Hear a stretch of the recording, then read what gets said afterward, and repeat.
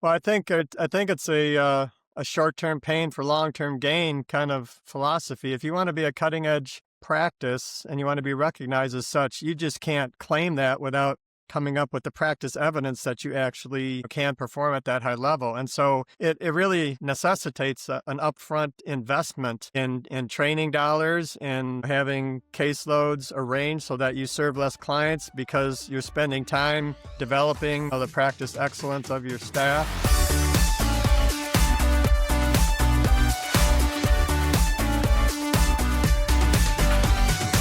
Welcome to Healthcare Marketing Edge, where we share stories and strategies to grow your practice. I'm Tim Bouchard from Luminus, a healthcare marketing agency specializing in helping practices acquire patients and grow their practice. Together, we're exploring something that could transform behavioral health practices using evidence-based interventions as a true competitive advantage. Our guest is Steve Wiland, Addiction Certificate Program Director at University of Michigan and a practicing trauma and addictions therapist. Steve's going to show us why the gap between research and practice is costing behavioral health practices, growth opportunities, and how proper training, supervision, and outcome monitoring can create better patient outcomes and stronger market position. If you run a behavioral health practice or work in addiction treatment, this episode will definitely connect with you. And Stephen, welcome. Why don't you first start with just telling us who you are and what you do and how you got to being so great at this aspect? Right. So thanks for having me on. Um, yeah, so I've spent 25 years of my career working in the community mental health kind of realm, focused on co-occurring addictions, which is dual disorders of a mental health disorder and a substance use disorder.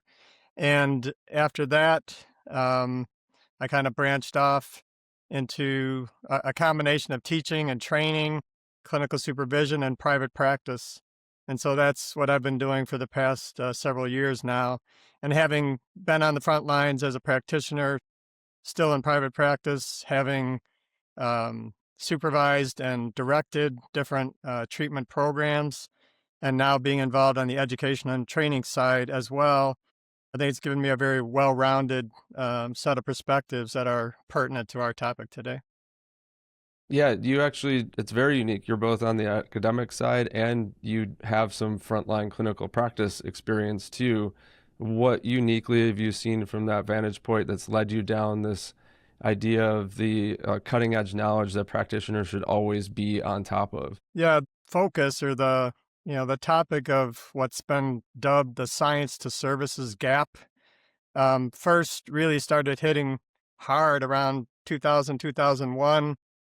Was that year in 2001, there was an Institute of Medicine landmark report entitled Crossing the Quality Chasm, and it was proposing a new health system for the 21st century. Exposed pretty directly for the first time that I had seen it, that research, findings are established, and yet the application or the implementation of good research findings doesn't make it to the front lines of the practice world, sometimes up to 15 to 20 years later. And so that's been dubbed the science to services gap, particularly in behavioral health, as we're speaking of. That's what really caught my interest because I was already working on the front lines, supervising other clinicians, but I was also teaching part-time at the University of Michigan, the School of Social Work. And I would talk to my students who were just, about to enter the field, and I would be hiring and training clinicians fresh out of school who didn't have much really under their belt yet in terms of good cutting edge practice, knowledge and skill. And so I was seeing the gap in real time, and it made all the difference in my work at that point at Community Mental Health to start to put into play better training or retraining or backfilling of training deficits with new hires so that they could actually know what to do when they sat down with their first real life client. And then not only know what to do, but be able to contribute, facilitate positive outcomes that better serve, our clientele at the time. Yeah, why do you think that this gap exists? Are there certain barriers or I wouldn't necessarily say steps that are being skipped, but maybe not understood early on? Well, I think some of it is philosophical. I think some of it is quite frankly economic. I've worked at both the public sector and the private sector, and the public sector is, public funding is usually not enough funding for what any, good high excellence, practitioner would like to do or program would like to do. And so I think there's kind of a, hey, you make do with what you've got and you cut corners cost wise where you can in order to still serve as many people, because the referral stream doesn't stop in the public sector. You take on everybody who's eligible. And so given those kind of conditions, um, let's see, I can either serve all the people that are on everybody's caseload, or I can carve out some of that precious service time and instead dedicate it to training, dedicate it to, clinical supervision.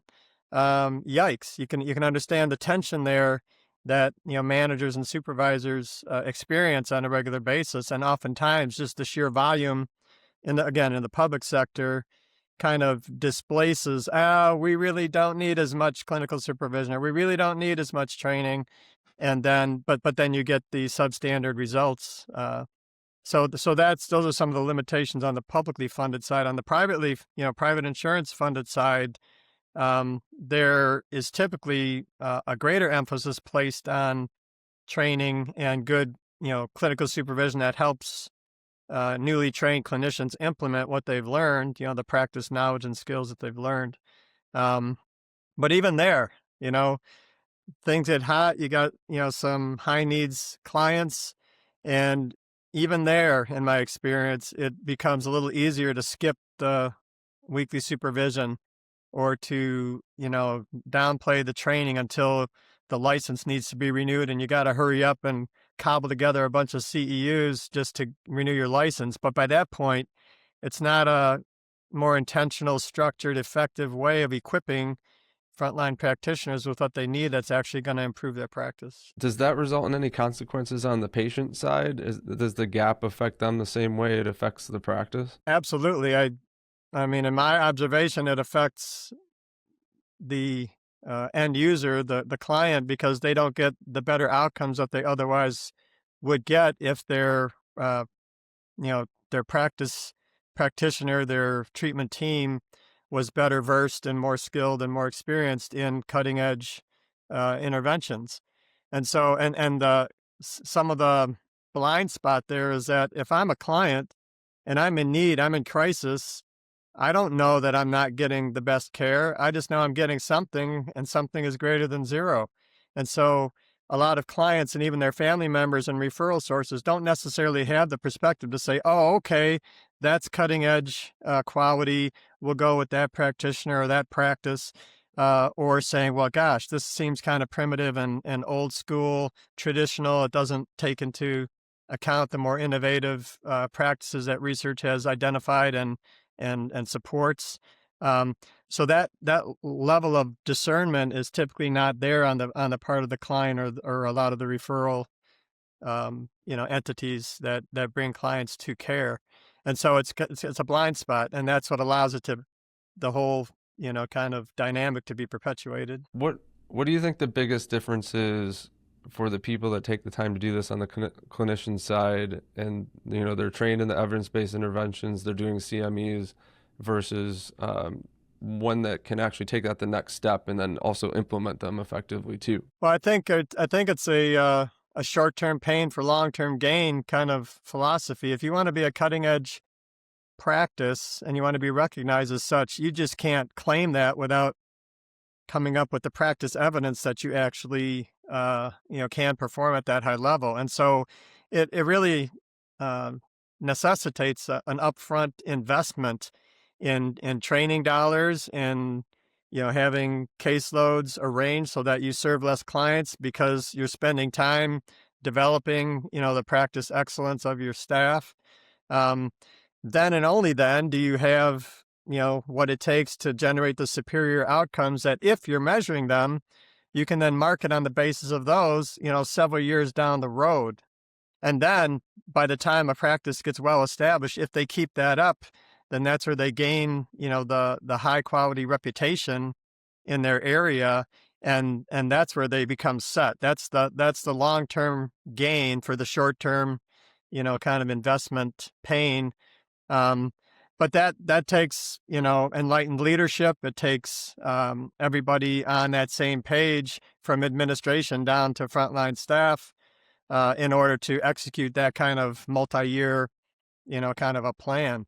And you can understand why, with whatever crisis need that is presenting itself, why a lot of people go with, or a lot of practices go with the short-term gain for what I'm going to argue is long-term pain, because they get the short-term, serve as many people as possible, generate as many, dollars, reimbursement dollars as possible. But with what quality of care, and how is that going to impact your longer-term reputation? How's it going to impact longer-term kind of referral streams? How's it going to impact, your reputation in the treatment community? And how's it going to lead to greater outcomes for your clients that then, if you don't have that, how can you market on the basis of that you actually know what you're doing and people who come to your place get better? Yeah, for the implementation side, are there outside resources that can help someone move through this too if they're struggling to do it on their own, even if they do the research and the CME and they're trying to implement on their own? Is like coaching, or how can you build like a sustainability model for implementing this? Yeah, those kind of resources are absolutely available. There are, training and consultation entities. I've been a part of some of those over the years that can be brought in from the outside, oftentimes funded by grant dollars, because a lot of grant funding is in fact available to help raise the bar, right, the quality of care. And so that's a very well practiced and effective way to try and, improve the quality of care.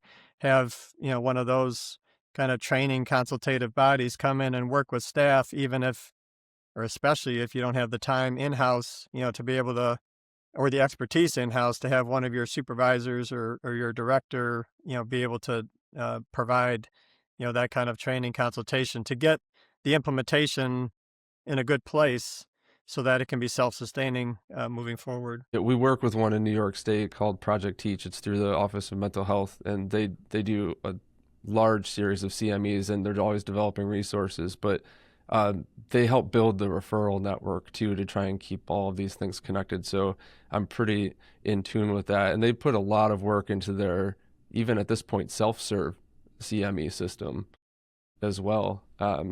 Which still takes some initiative to get involved with, get into, and things like that. But the resources are definitely out there. And like you said, they are largely, there is a lot of government funded programming that's meant to help, especially in the mental health and behavioral health systems and addictions and things like that. Yeah. And I guess the next phase after this would be, so someone has taken these steps, they've done an implementation, they've started developing their own practice-based evidence cases. How can they monitor, what these outcomes are, maybe, or how can they build that case story from within their practice for what they're doing once they see things starting to move? Yeah, so that's a great question, and that's really part of the necessary infrastructure to make this kind of vision come to reality. The place that I've seen it done the best was a clinic that I was directing, and we had symptom scales. And we had that people who came into care as part of their initial assessment, they were able to rate themselves with various, different symptoms and indicators of either the problem or the successful overcoming of whatever the symptom problem may be. And then there were regular checkbacks throughout the course of care. And in order to make that as user-friendly as possible, both for staff and for clients, we ended up buying a bunch of tablets and using a survey monkey kind of a, repository of data, database. So we'd replicate the symptom scales and hand that to the client as they're waiting for their appointment or whatever. And they would check off where they're at that particular day with those symptoms. And then the survey monkey would pull it back into a back end, database that was then available for analysis and, reporting out on aggregately, hey, how are we doing as a program? And there's just so many pluses, with that kind of a system. One of which is, I found out as the director of that program, I found out who my superstar clinicians were that were generating the Mm, most positive outcomes. And previously, I only knew, maybe I didn't really know that clearly. But after learning something like that clearly, then guess what? I can deputize them, maybe give them a little raise, a little bump, deputize them to be the coach for their less effective colleague, so that the bar can be raised across the whole, practice in terms of the efficacy of the services. Um, but then you're also generating the outcome data to feed back to the client. A lot of times clients are too close to themselves. They don't notice incremental change. And yet, if you can say, hey, a few weeks ago it was this and now it's this, it gives them encouragement. It gives them, kind of hmm confidence. Really helps the morale, not only of the client, but of the staff too, because they're working hard and they're trying to help. And they don't really have, necessarily, without outcome measuring, they don't have a way to know if what they're doing is actually having the positive intended effect. So it's good for the clients, it's good for the staff, and that's the kind of aggregate data that you can, market on the basis of. I can put on my website, this percentage of people, had this kind of progress against, their addictive disorder, against their co-occurring post-traumatic stress, or, whatever the domain of symptomology is that's being addressed. I can have hard evidence that my staff, my clinic knows what we're doing. And unless another clinic down the street can say that they have that data too, guess who has the marketing advantage at that point?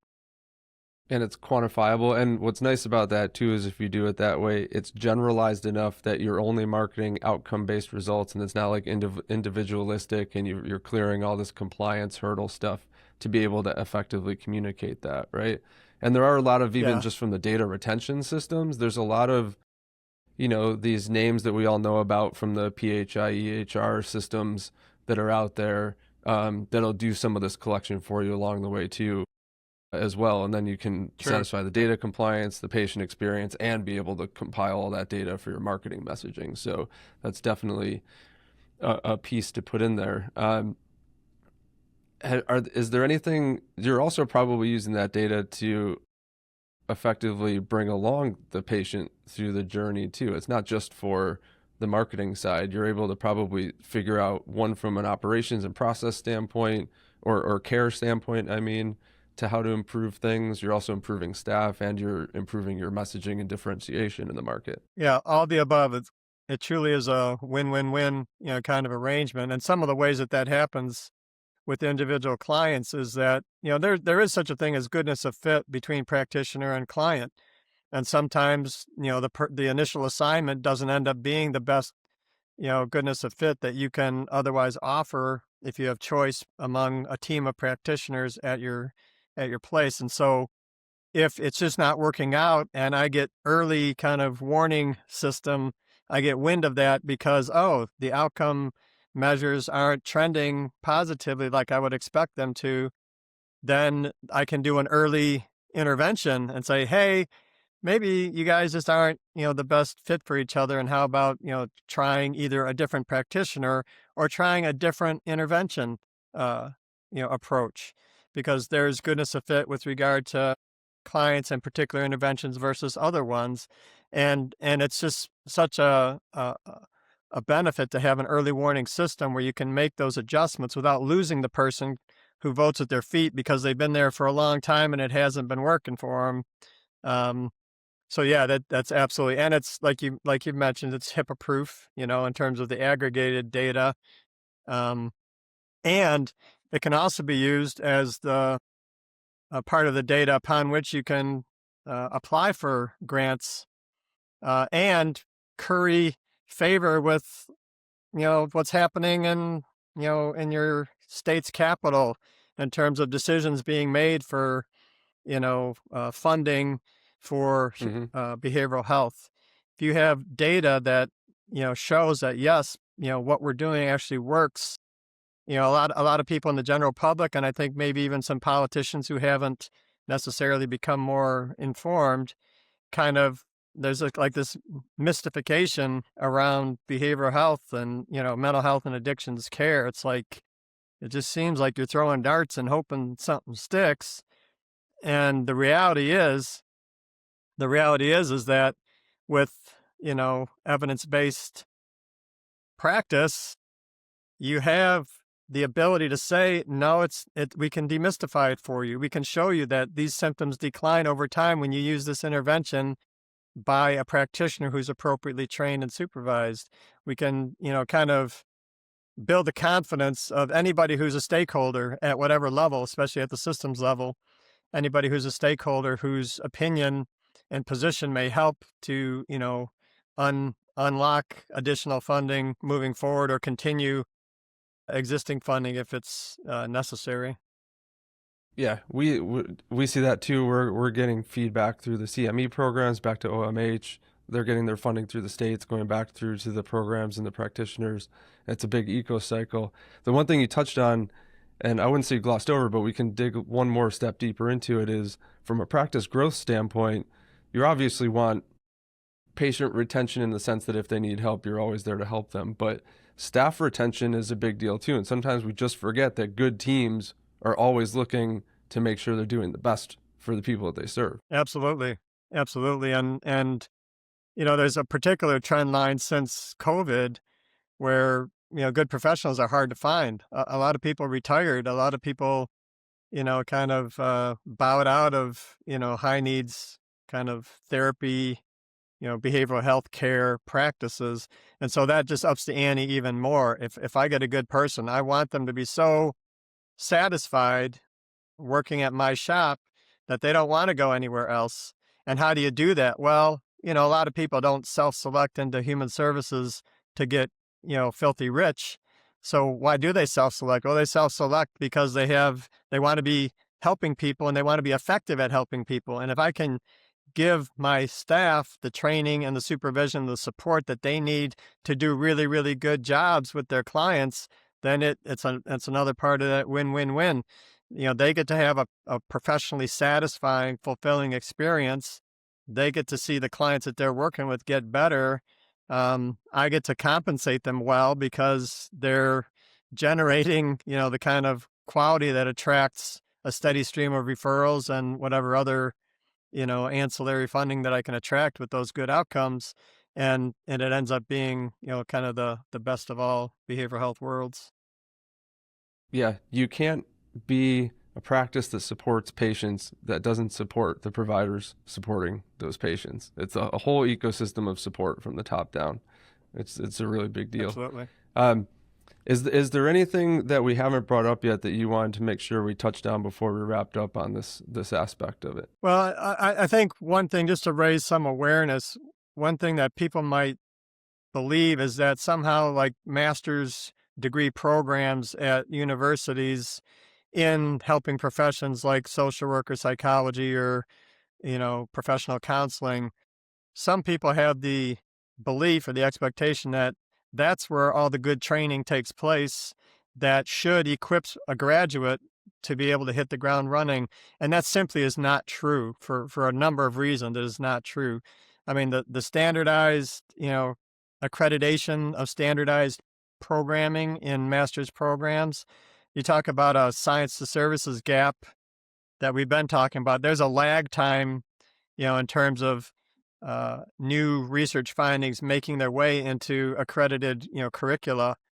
And so it is what it is. And, part of why I work as part-time faculty is I'm kind of helping to fill that gap, right, with practice courses that haven't made their way into the accredited, curricula yet. And so thankfully universities do make that kind of accommodation, and they offer, in some cases, a pretty robust assortment of electives that students can at least get some of that practice knowledge, some of that beginning practice skill, while they're, still earning their master's degree. Um, and that's why, like the addiction certificate program that I oversee, that's where that came from, right? A lot of universities, especially, do not offer addictions training that's significant enough, robust enough to graduate somebody who can hit the ground running and know what they're doing with a caseload of folks who are struggling with addiction. And so the addiction certificate program is one. There's any number of solutions or partial solutions, but the addiction certificate program kind of emerged to help fill that gap in the marketplace. And it started out as live webcasts on Saturday afternoons, and it has since become a podcasted, self-paced kind of a program of 90 hours. And the difference there is, instead of somebody just hodgepodging together a bunch of CMEs on topics that sound like they have interesting titles, it's a 90 hours altogether of very carefully thought out and integrated training at the core knowledge and practice skills that somebody would need in order to be able to do good work with an addicted population. The original team that I had brought together had 120 years, I think, of collective experience in the field as, providing addictions treatment. And so our vision was, what are we going to do? What would we like to have learned when we were at the beginning of our careers? What training would we have loved to have had? And that's what informed, the putting together of those 90 hours. And so that's just one of any number of examples. And I think some universities are making an investment in having a more robust degree program in addictions or certificate programs in addictions. But we're in a new era. I mean, the old school addiction, there wasn't much reimbursement for the services.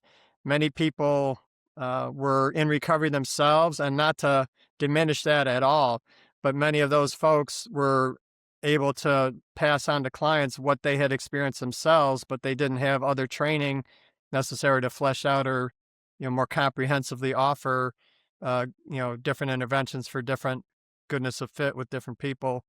And so, the universities, they're in the system that they're in terms of the time it takes to update your accreditation. But right now, it's not really serving the behavioral health front lines as well as many people make the assumption. So I'm not, banging on them. I got no axe to grind, but I think people need to be aware. And so just because somebody has a degree in a helping profession doesn't automatically mean that they're effectively trained and to implement evidence-based, especially innovative, cutting-edge evidence-based practice skills. And so until we can figure out as a system, how to backfill and do better, some of these ideas we're talking about are measures that can in fact move the needle in the shorter term. Mm-hmm. And it always changes, and you always have to be on top of it and keep up to speed, For sure. Especially with the pace of how healthcare systems change and just the scenarios that people are finding themselves in these days. Before we go, is there anywhere, would you like to tell people where they could find out more about you, maybe the certificate program, anything like that? Yeah, so the University of Michigan has a number of different certificate programs. And if you Google addiction certificate program at the University of Michigan, it'll take you to the pages that describe, there are 3 tracks of 10 modules with 3 hours per module. So there's lecture, there's readings, there's, different kind of handouts and even tools and techniques, technique supportive stuff that you can print down and take in and use with your clients. So it's really designed to fit people where they're at, whether you're a ranked beginner. You can get a lot of information and download, and that's part of what's featured there. Have your own electronic library to refer to as you go forward. Or if you've been a practitioner in the field for many years, there's still a focus on evidence-based, innovative, kind of cutting-edge stuff that will hopefully update or bring current anybody's understanding of their practice knowledge and skills. So that's available. I mean, we've had students from China as students from all over the continental United States in its current form. Given that it's podcasted and self-paced, people can move through it in their own pace. And then every month, I'm online with every participant who wants to participate in a kind of a consultative Q&A. So once a month, at least for an hour and a half, I get together online with wherever people are tuning in from and answer their questions and crunch cases that are properly de-identified, and just talk about things that are happening in the addiction realm and their place of employment, their community, or even national headlines. Obviously I'm biased, but I would encourage anybody who's interested to check it out. Cool. Well, this has been really eye-opening and awesome and super interesting. And for anyone that wants to turn clinical excellence into real competitive advantage, I think this was super valuable to them. So thanks for connecting the dots between that whole research, training, outcomes, and growth kind of sequence in this, and appreciate the time on that. Listeners, if you want to grow your practice based on some of these measurable patient-centric marketing strategies, check out our patient pipeline blueprint session offer. It's a workshop to uncover how you can attract new patients, convert more inquiries into appointments for your practice, and grow your practice. Learn more at luminus.agency/blueprint. And lastly, don't forget to subscribe to Healthcare Marketing Edge on Spotify, Apple, or YouTube. We'll see you on the next episode. And Steve, thanks for being on. This was a blast. Thank you, Tim.